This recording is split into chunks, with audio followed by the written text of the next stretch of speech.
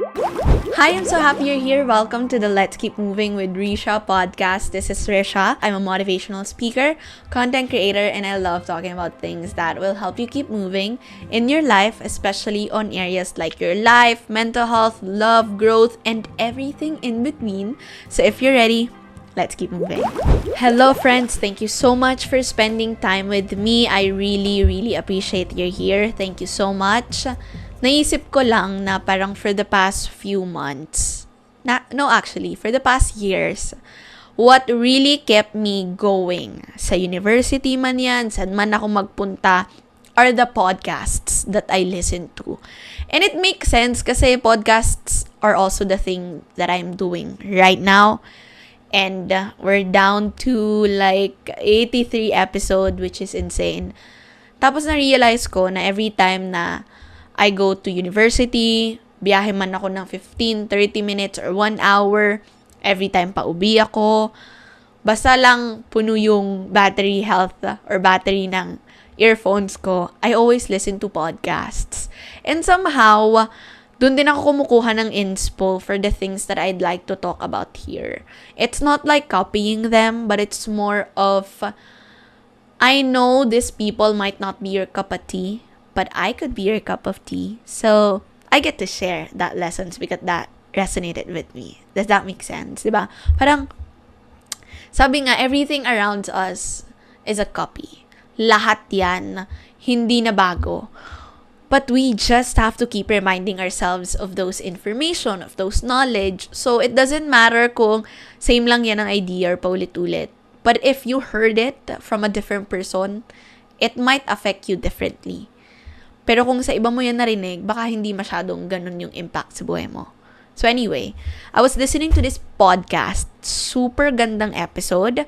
This is one of my favorite kasi it's about body language expert. And there's this one part na super favorite ko, which kind of is the reason why we have this episode, How to Find the Right Person. And hindi ko man mag-guarantee na after this podcast, meron na kayong love of your life or like a relationship.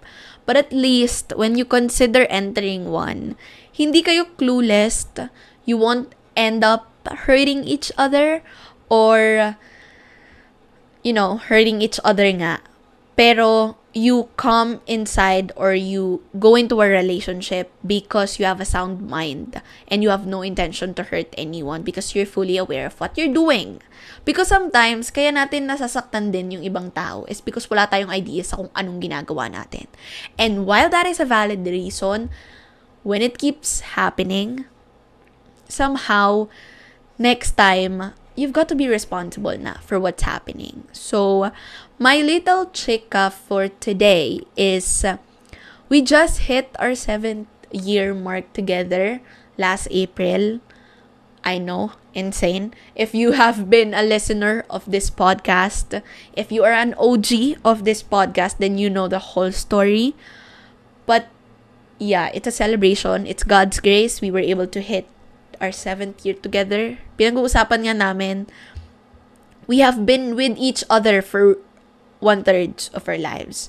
And if you're going to ask us how we spent it, I spent it with dissecting of frogs and him with his reviewers. And I recently mentioned kay Jurens how time flies so fast. The relationship may not be perfect. It's so far from being perfect. You've seen me worked hard and get vulnerable in this podcast about this relationship. And I was just thinking that if this podcast go for a decade, then definitely you will really see versions of me in relationships, friends, romantic, family, workmates, teams. And minsan nga naisip ko, if this podcasts go over for like a decade nga, grabe, you could even see me getting married or having kids. Oh my gosh. That's crazy. I know. And such relationships are very rare to find, so hard to maintain. But if I'm being honest, I entered this relationship with no checklist. And I'm not saying there should have a checklist. Honestly, I do not know what I want. It's just that, dumating, kinilig, and all that. And we were young, so we're freaking young when we got into this. And I felt that instant connection along the way. And got feeling din na he is God sent. And na-realize ko lang when I was listening to the podcast. Of course, when you're listening to the podcast, palagi mong i-relate yung sarili mo dun sa podcast or dun sa topic. How can I apply this to my life? How can I apply this to my relationships? How can I apply this to my growth? Yun yung iniisip ko. Tapos bigla akong na-realize na, okay, kaya pala, because somehow match kami ng personality. Somehow. I'm not saying na hindi match yung mga personality ng mga taong hindi nag-work. Possibly match, pero talagang they chose not to work it out. But let's just integrate science here, no? Hindi naman necessarily na match kayo ng personality. When you're finding the right person, it doesn't necessarily mean that you need to look for someone who will complement your personality or who will have the same personality. But there has to be certain aspects na magko-complement dapat yung personality nyo. And I'm gonna tell an exception later once we finish this episode. So, there are certain rules, of course, that society has set for relationships, okay? But as we move forward with this episode, I want you to flow. I want you to realize that this may be Miss Risha's information or ito man yung natutunan niya sa podcast na yon. But I don't want you to be sick of it that this has to be it. If hindi ito, wag na lang. Or if hindi siya ganyan, wag na lang. I always tell this that there's no such thing as a one-size-fits-all. The beauty of life, the beauty of growth is that you can do things on your own and you can still make it work. It may be for your job, your life, and your relationships. Kaya minsan, very skeptical ako sa mga relationship. Kaya minsan, very skeptical ako sa mga relationship advice. Why? Because I've proven it. You've got to experience it yourself sometimes. And sometimes what works for other people might not work for me, may not work for the relationship. And sometimes what's glamorous for others or perfect for others is not possible for me. Or is not what I choose to be passionate or possible for me. It's just that I have to embrace the structure and also at the same time the dynamics of the relationship that I have.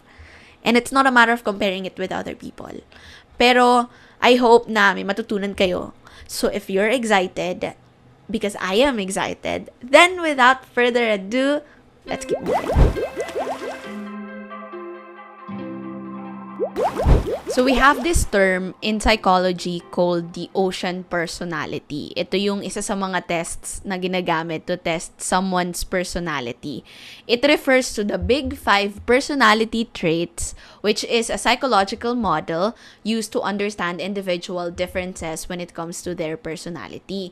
And yung ocean personality, from the word itself, ocean, O-C-E-A-N, O stands for openness, C for conscientiousness, E for extraversion, A agreeableness, and lastly, neuroticism.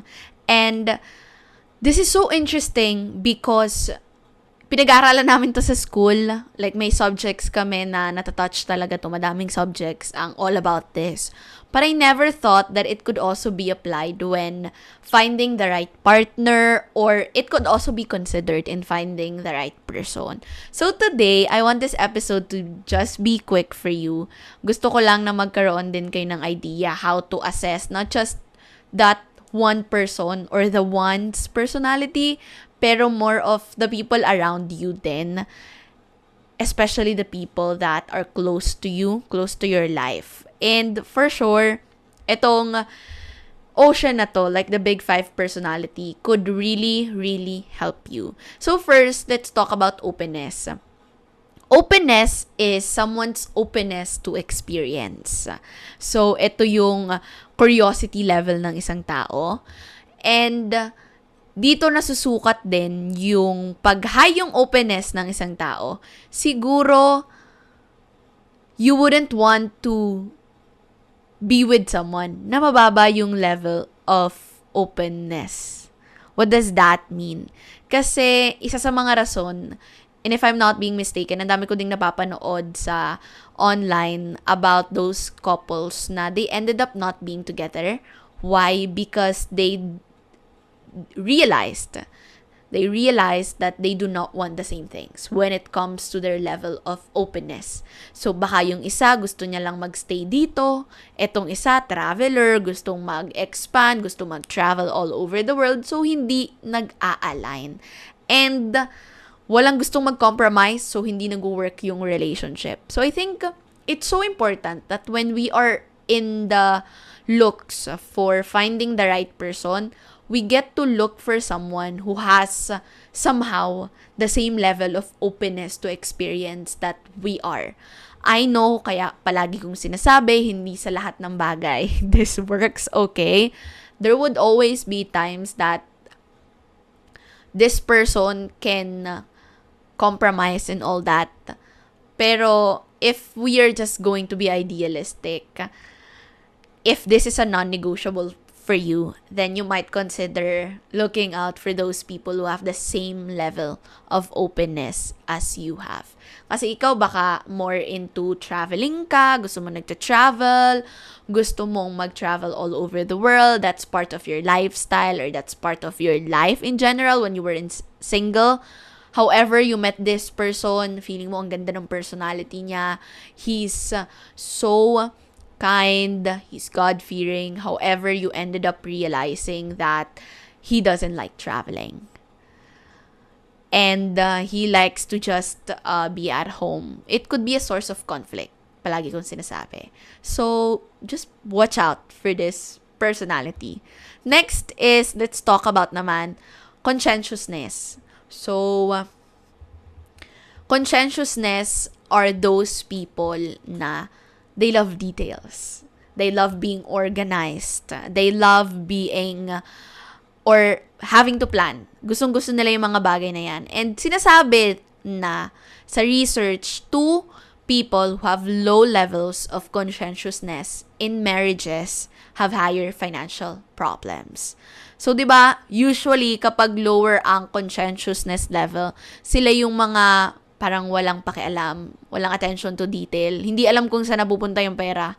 So, kapag dalawa kayong low yung conscientiousness when it comes to money, when it comes to handling your finances, then you could have problems when it comes to your financial aspect or financial part of your relationship. So, maybe, itouch ko na din to, it's so important din talaga to look for someone who has the same level of conscientiousness when it comes to other factors like finances, parenting, how are you going to raise your kids, how are you going to build a house, saan kayo magsistay.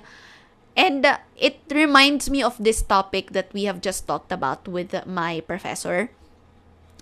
She has a doctorate degree. So, it's safe to say na sobrang dami niya ng experiences when it comes to therapy, when it comes to psychotherapy and all that. Dami niya nang naging kliyente, ang tagal niya nang nagtuturo.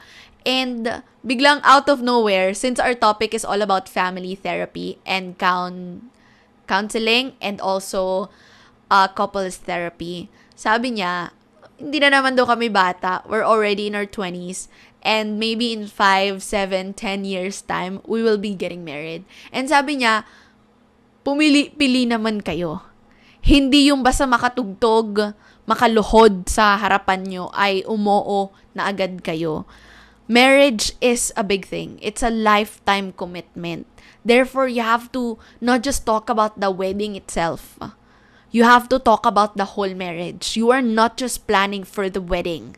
You should plan for the whole marriage. Therefore, talk about who's going to handle your money.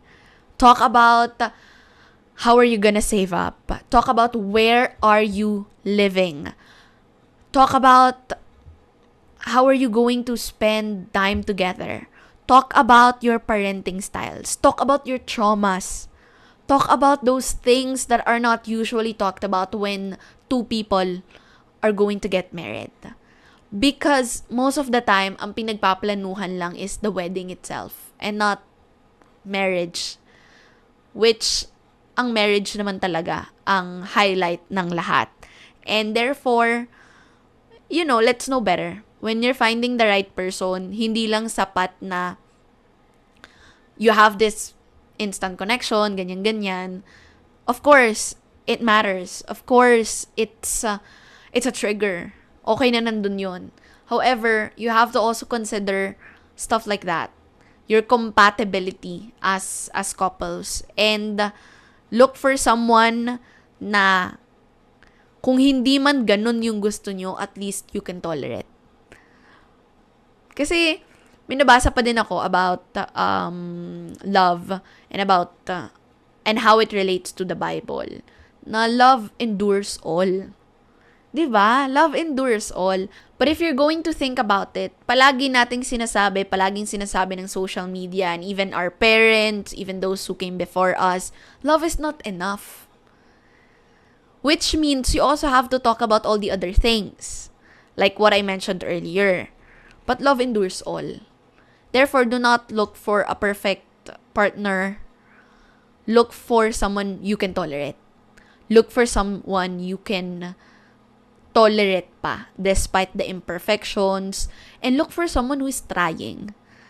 I know we're just in the middle of stuff, but I wanna give so much value na din sa inyo. Look for someone who may not have this level of openness pa or conscientiousness pa since we're talking about it. But look for someone who's trying and who's willing to listen. Next is extraversion. And this is kind of surprising kasi we sometimes limit a person na introvert siya or extrovert siya. But there's this term daw called ambivert wherein a person can dial up to either being introvert or extrovert depending on the situation. Ako personally, I realized when I turned or become a college student na introvert pala ako. But when I was a high school student, very extroverted ako. Kaso nag-college nga, naging erect na. It was also the demand of the environment. Pero kahit nung nag-network ako sa Manila, nare-realize ko din na introvert pala ako. But, if you're going to put me on stage, if you're going to put me on podcast setups or interviews, hindi ba halata? I'm an extroverted person, diba? So, it's a matter of dialing up. And when we're relating it to finding the right person and looking for the one, you would want to look for people who are good leaders. Especially sa mga listeners kong girls dyan. It's important that a man in the relationship knows that his role, his potential role in the future is not just being a provider, but a leader. And sometimes the best leaders are high extroverts. Not all the time, pero it's research-based, it's science-based. Some or most leaders are high extroverts. And sometimes the best leaders are high extroverts. And those people na mas madaming connection, if you just spend more time with each other as couples, they live longer. And it's all based on research. And I think I want to dial up and I want to focus on this idea that you have to be careful with the energy you're receiving from other people when you're looking for the right one. What do I mean by that?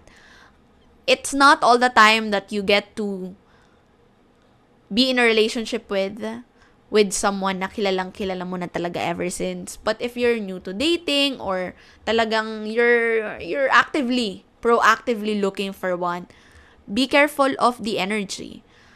You have to get energy from the right people. And if you know that the energy is kinda off, it's like your gut feeling is telling you something, then it's a sign. When your body reacts negatively and you feel it, listen to it.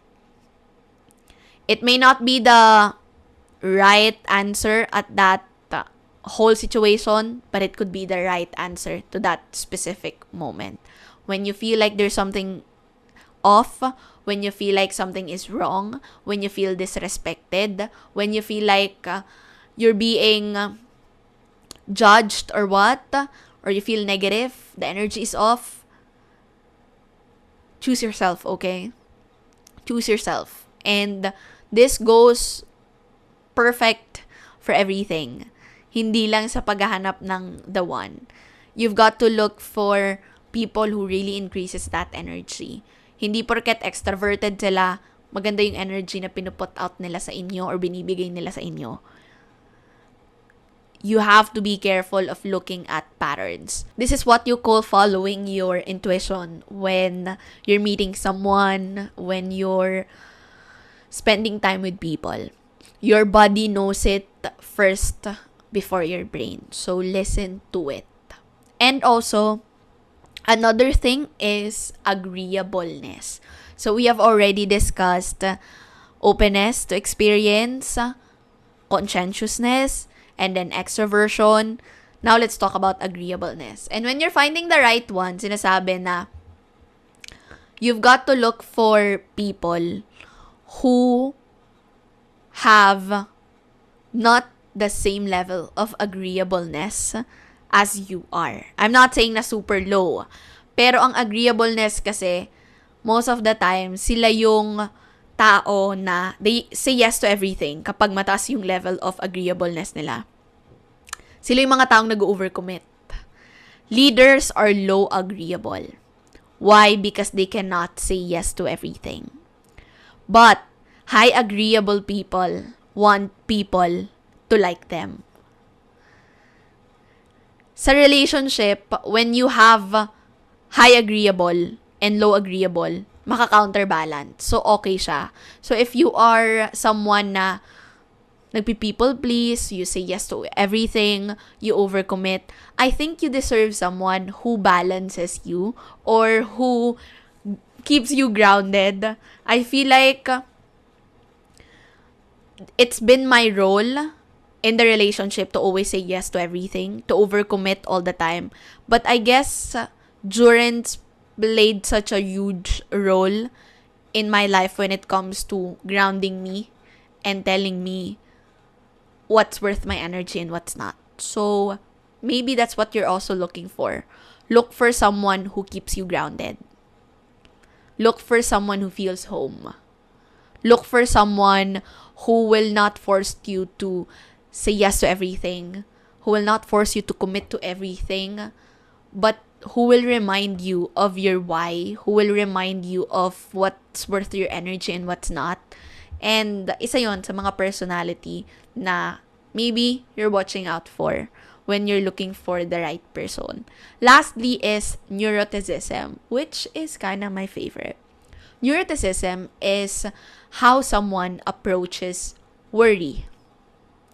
It's how anxiety plays when it comes to relationships, when it comes to any type of relationships or personality.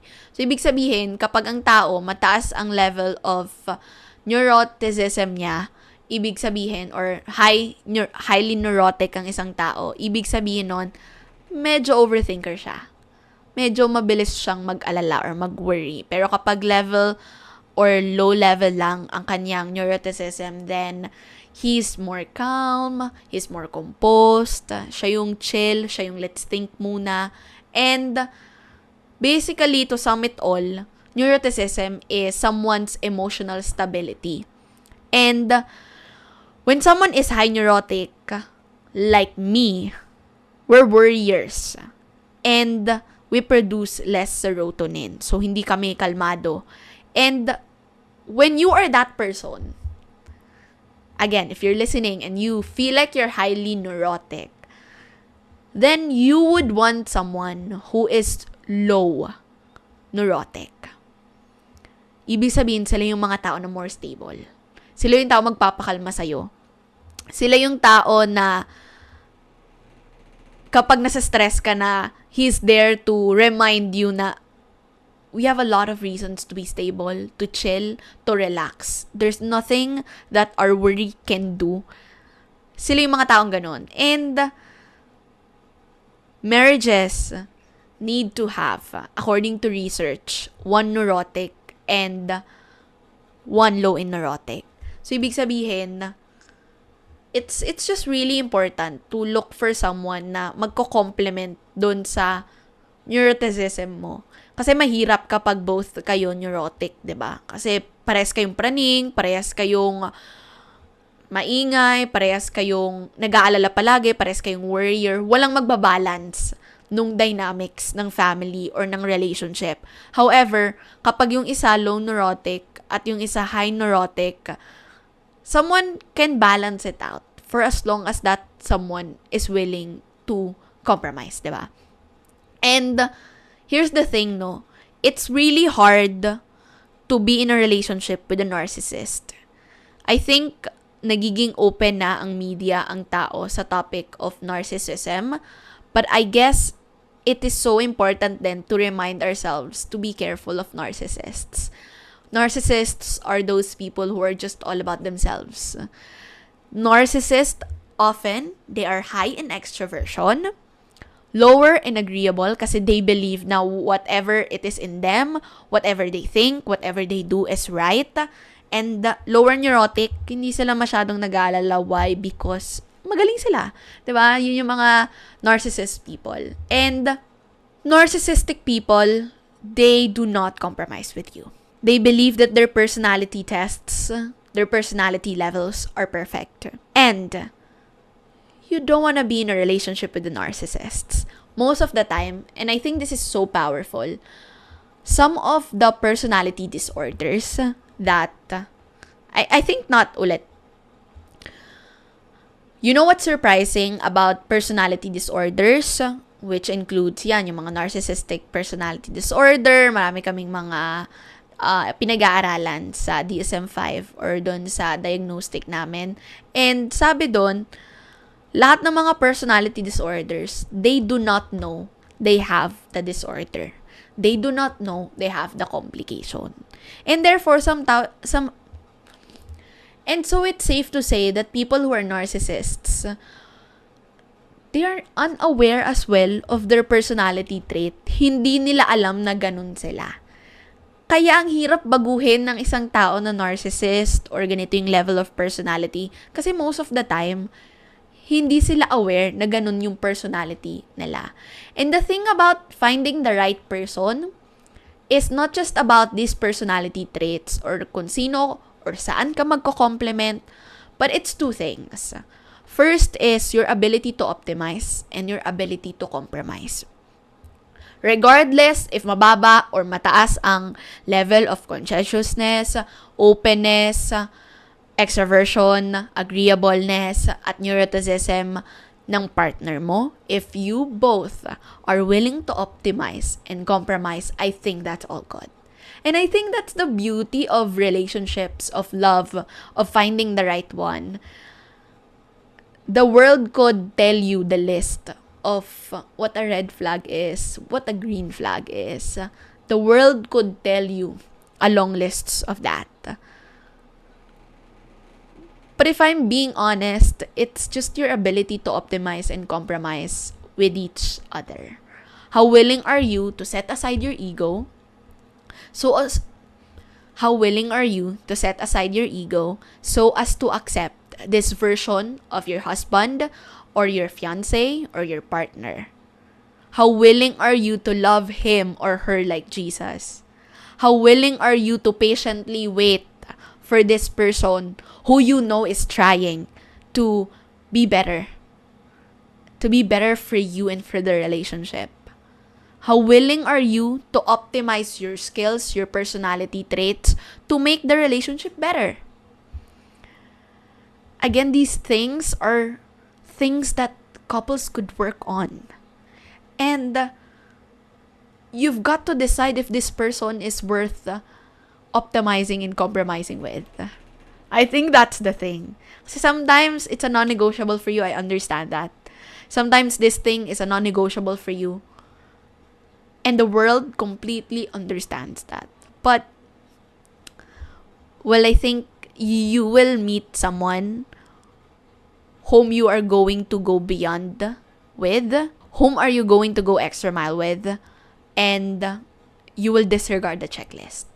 And instead, love this person like how Jesus loves us. Imperfect, but whole. Imperfect, but enough, sufficient. And, 'di ba? Minsan nga naisip ko, which is napanood ko din, bakit daw yung mga parents natin before, they do not know about this stuff. Wala silang social media. They figured out the relationship as they go. But they ended up having the most or long-lasting relationships. Bakit daw? And it's fascinating, right? Actually, yung parents ko nagkukwento sila how before, walang cellphone, walang internet, purely sulat at pictures. Tapos dun sa pictures, nandun yung sulat kung ano yung nangyari. So, as to update the other person sa kung ano yung nangyari sa life nila. Which is yung picture na yun, sobrang tagal na. So, imagine that connection, that commitment, that love na-endure yung season na yon. Tapos right now, we're still figuring out how to find the right person because we have a long list of checklist.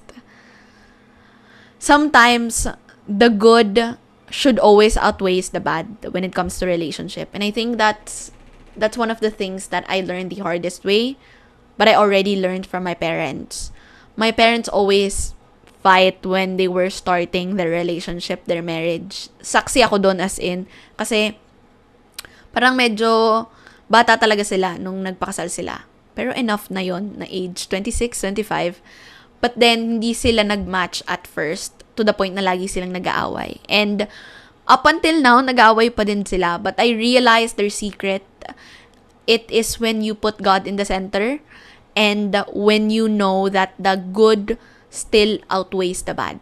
Kahit sobrang dami pang nangyaring masama, if hindi pa natatakpan ng lahat ng mabubuting nangyari, ng happiness, ng love, yung masama, then all good. 'Di ba? And nakakatuwa yung mindset na ganun. But I think that's it. You've got to really put God in the center and you've got to love like Jesus. And palagi niyo sabihin na if it's not from you, God, then please take him away from me or take her away from me. And the question would always be, how willing are you to compromise and optimize for the right person? That could be the right person. But if you're not willing to compromise and optimize with that person, then kahit pa siya yung tamang tao, it's useless. Sometimes we get into relationship with this massive checklist na kailangan ganito, ganyan. And we make sure all these checklists are met. Kailangan career-oriented or goal-oriented, financially stable, matalino, good-looking, someone who wants to have kids. But it doesn't always happen that all of our standards are being met. Of course, we would want someone who's perfect, who has it all. But don't you think it's a shallow definition of what love is? Don't you think this mindset makes love so conditional when love is unconditional? I get it why men or women would want someone who is within their level or at least above their level. I'm not saying na I get it why men or women would want someone who is within their level or at least above their level for opportunities for growth, ganyan.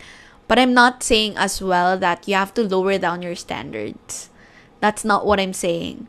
What I'm saying is look for someone who is willing to go above and beyond to reach those standards. Look for someone who is willing to work hard for that standard. Look for someone who is willing to compromise with you. Look for someone who is willing to set aside their ego to tame you. Look for someone who can fill your weakness with his strengths and not blame you for having those weaknesses. Look for someone whom you have a connection that is unexplainable and that words can't even explain. And pray for that someone. If he's not there in your life yet, I feel like the one thing to do about it is pray for that person. That's about it, everybody. Thank you so much for spending time with me today. I know it might be an out of the blue episode, pero maraming salamat for listening up until this moment. I hope you learned something, and I'd love to know your thoughts. Like always, what did you learn from this episode? And also, do you think you already find the right one? And yeah, that's for the poll. If you also enjoyed this episode, maybe consider sharing it with your group of friends para ma-inspire sila, and also share it with the right one. And yeah, please also share it on social media, and please don't forget to tag me, as I'd love to see all your stories so I can reshare it. And of course, again, this has been your friend and your host, Resha. Know that I am grateful for you. I've always been. And I'm rooting for you. I'm rooting for you big time. And I'll see you soon. And until then, don't forget to always keep moving. Bye!